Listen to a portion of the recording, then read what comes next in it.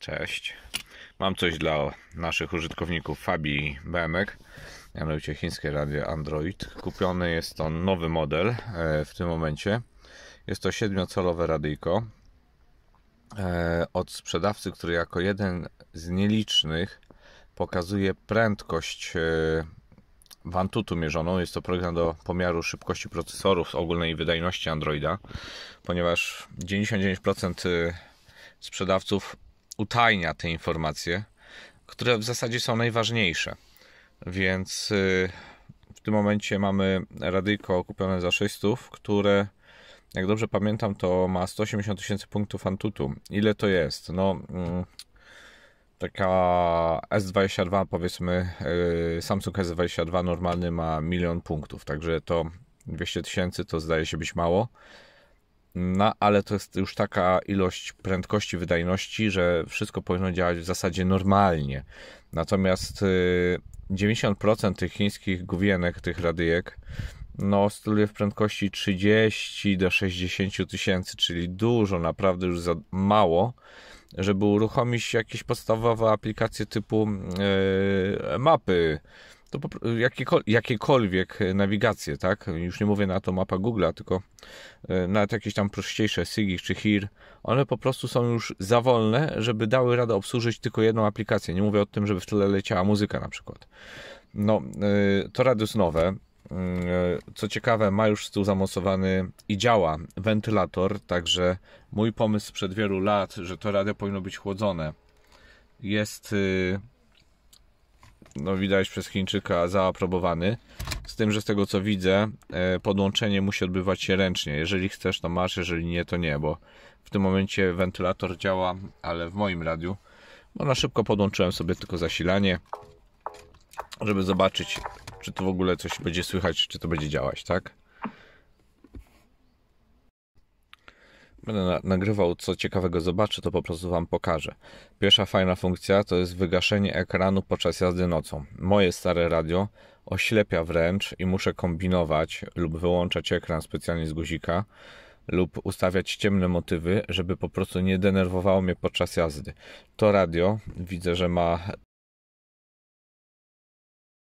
tak mocno możliwe zejście do ciemni, że jestem przekonany, że w nocy będzie w sam raz. Natomiast włączone na maksymalne oświetlenie wydaje mi się, że jest dosyć licho. To moje daje mocniej. Natomiast jeżeli chodzi o samą jakość wyświetlacza, to no jest wystarczająco dobra. To nie jest jakość nowych komórek, ale jest ta rozdzielczość na 7 calach tak upakowana, że wygląda to naprawdę spoko. Kolory są dosyć blade. Ma łatwe przełączenie w ciemny motyw, czyli to jest jakiś nowszy Android, ponieważ musicie wiedzieć, że jak Chińczyk napisze, że Android jest w 13 wersji, to wcale naprawdę to nie oznacza to, że on gdzieś tam w systemie zrobi jakąś nakładkę i oszuka, wpisując inną wersję, żeby się wyświetlała. Wcale nie oznacza, że ten Android taki jest. W tym momencie, skoro widzę ciemny schemat, to już jest jakiś taki troszkę nowszy Android niż z tym, co mam. Także też kolejny plus. No i w tym momencie wygasiłem radio całkowicie, więc ono praktycznie no, jest fajne, jest ciemno. Także bardzo fajna funkcja. Odeszliśmy do ciemnego i jest naprawdę ciemno, nie? Ciemny mogę też podświetlić. Jest to całkiem spoko rozwiązanie. Idę dalej. I tak nie ma sensu, żebym pokazywał Wam, jak gra to radio, ponieważ przez komórkę to i tak to nie będzie nic słychać, także możecie zaufać tylko mojemu słownemu opisowi. Jest tu zmieniony equalizer, jest zrobiony tak w końcu po ludzku, bym to nazwał. Wygląda to całkiem fajnie, są bardzo duże różnice w graniu.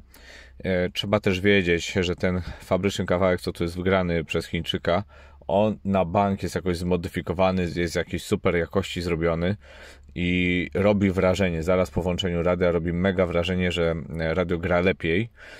Ja już wiem, że Chińczyk tak robi. W każdym razie no nie gra na pewno też gorzej od tego, co mam, więc nawet potrafi faktycznie dobrze bas wyciągnąć z E39, a no fabrycznie w tym samochodzie to w zasadzie basu nie ma. No to takie głośniki, taki jest zespolenie, zgranie tego systemu audio w tym samochodzie. Więc całkiem nieźle, nie ma co gadać.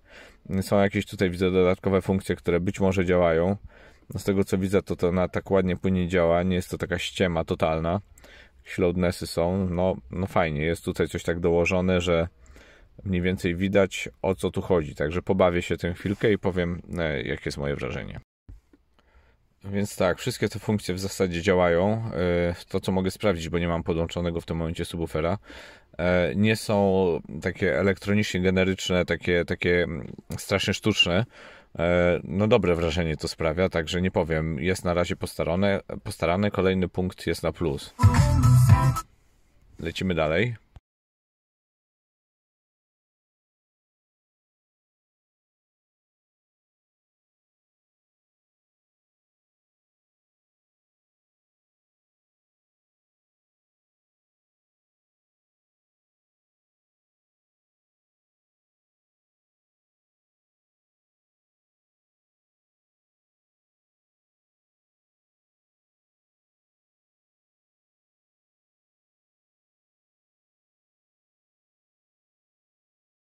Z Roma korzysta się w sumie dobrze. Jakieś tu gdzieś 2 razy mi go wyrzuciło, ale świeżo Android dostał internet, więc możliwe, że to jest z tego powodu. Widzę, że radio ma 24 GB jeszcze pamięci wolnej.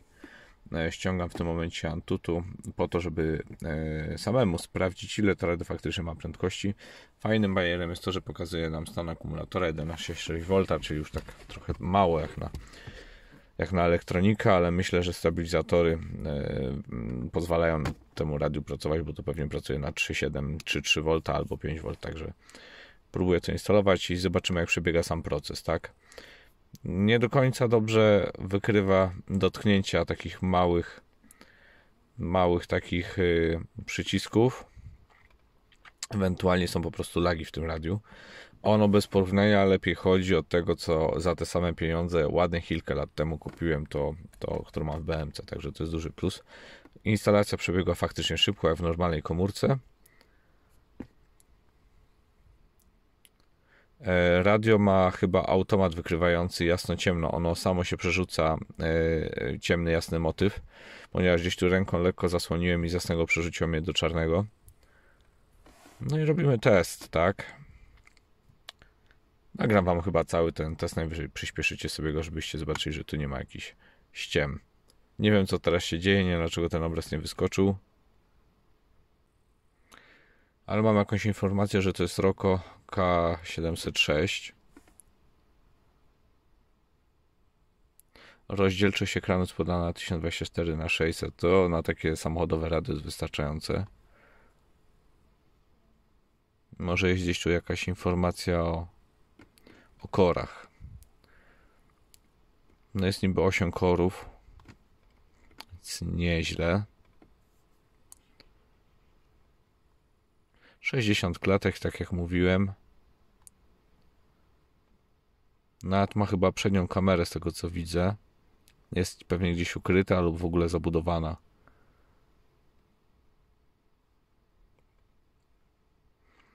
Wykrywa go jako Androida 12. Jeżeli faktycznie tak jest, to całkiem spoko. Tu widzicie, że 2020 rok, a radio, przypominam, jest świeżo kupione i reklamowane jako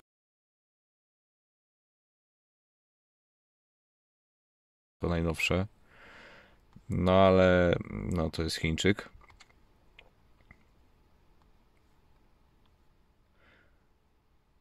Niby ma Wi-Fi 5 GHz, być może, nie wiem.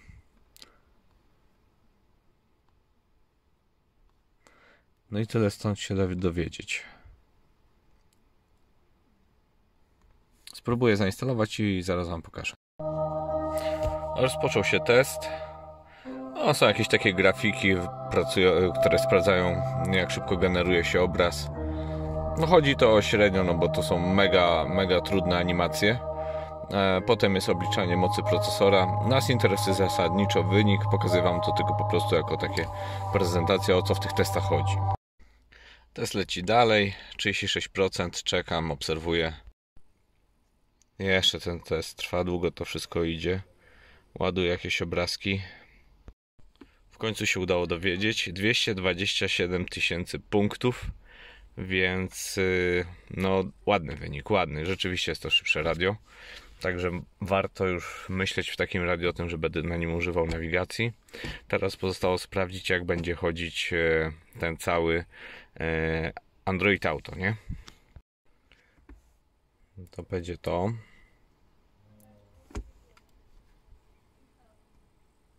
Wireless Android. Dobra, ściągam apkę i robimy to. No to powiem wam tak, to jest screen mirroring, czyli to nie ma nic wspólnego z Android Auto. Po prostu przerzuca ekran komórki na ekran Androida, więc zupełnie bez sensu. Może nie umiem, może tu jest ten Android Auto prawdziwy, ale na chwilę obecną wydaje mi się, że to jest to samo co w starych, czyli po prostu kastowanie ekranu, który ma mało wspólnego z Android Auto. Jest coś ciekawego, czyli temperatura CPU fajnie, w tym momencie wentylator nie chodzi, więc temperatura jest na niezłym poziomie. Nawigacja HIR, tyle co wystartowałem, uruchamia się pierwszy raz, więc możliwe, że trochę dłużej.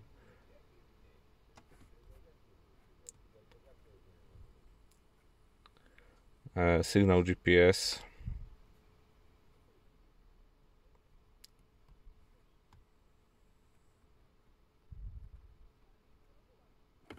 Trudno powiedzieć. Damy mapy Google'a. Ogólnie też menu warto pokazać, tak? Bluetooth, Radio Music, Bluetooth Music, Video, DSP, Car aplikacje, User Manual fajnie, AUX też jest. No w sumie jest wszystko co trzeba. Case study jest tylko do samochodów, gdzie jest analogowe, rezystancyjne, drabinka przycisków na kierownicy. Spróbujemy mapki.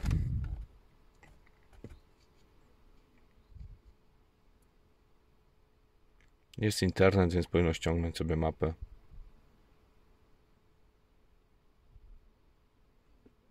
Tak, znalazło, ładnie widzę.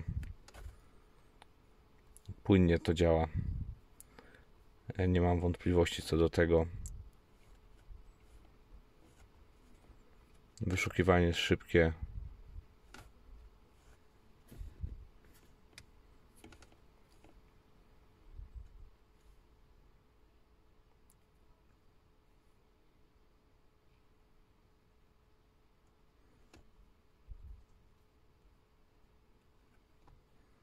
No słuchajcie, tak w ten sposób tutaj nawigację można używać. Jestem przekonany, że nie będzie zacięć, nie będzie przymułu, nie będzie wyrzucania aplikacji.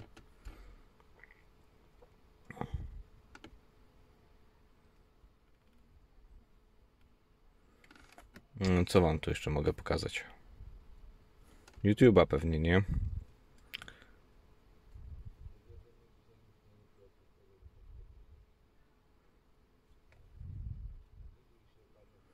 Zobaczmy tak.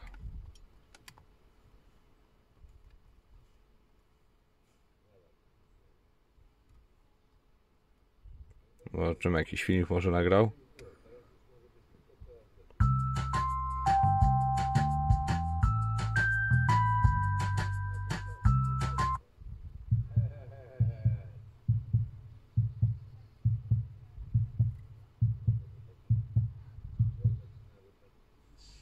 Pierwsze 6 godzin za nami i dojechaliśmy bez problemu. Tak.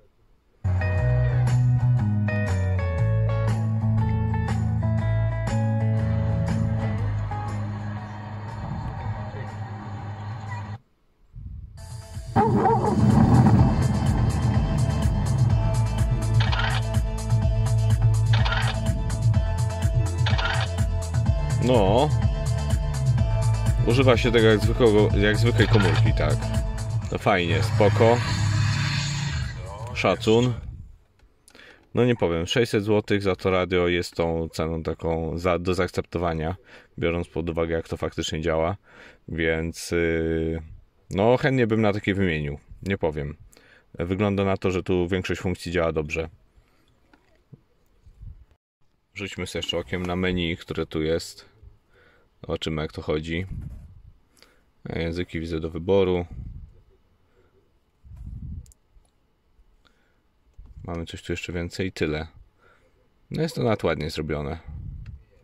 Upgrade'y są. No. MCU? No. Online? No. czego się spodziewać. Canbaxa można by też sobie tutaj wgrać.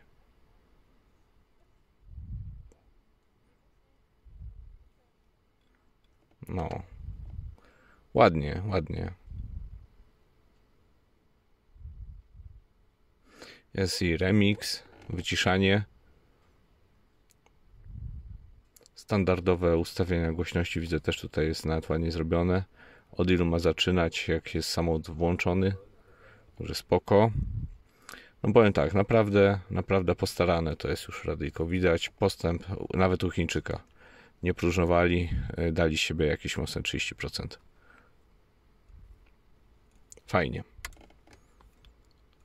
Nie mam do czego się czepiać. Myślę, że taki prosty test opisowy bardziej, tak? No ale przede wszystkim w Antutu widać, że to Ready działa, więc jest podstawa, że po prostu będzie na nim wszystko chodzić. Jeszcze rzucę okiem tylko, czy uda mi się ustalić. O, jeszcze tutaj jest takie menu ładne.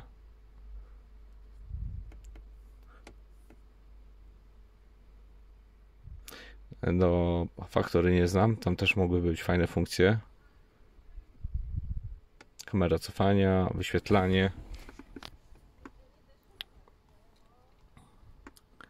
Jest opis złącz.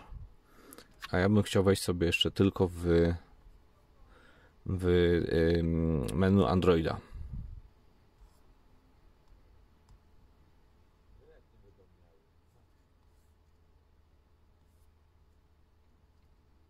I to jest chyba menu Androida.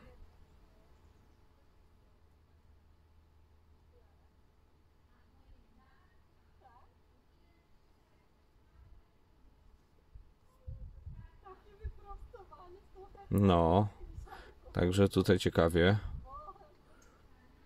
No, w systemie też nie ma za dużo. Poukrywane jest to, co jest interesujące, ale dało to się wyczytać z Antutu. Także powiem tak, no Chińczyk dał z siebie coś. 3,7 cali do takiej BM-ki. Dzisiaj bym kupił 7-calowe. Uważam, że 9 czy 10 to jest naprawdę przesada. To jest tylko szpan, nie ma to zastosowania praktycznego. Być może przy kamerze cofania faktycznie ten większy ekran by trochę mógł coś zabezpieczyć nas, że to faktycznie warto jest to wozić. Natomiast dzisiaj wziąłbym 7-calowy. Uważam za wystarczający i byłbym z niego zadowolony. To rady jest przewidziane do mniejszych samochodów, takich. Ono pójdzie do takiego małego miejskiego auta, dlatego tam się większe nie zmieści. Ono będzie w ramce 2DIN, konkretnie ma małą rameczkę dookoła i to jest wszystko. Także uważam, że to za bardzo fajny zakup.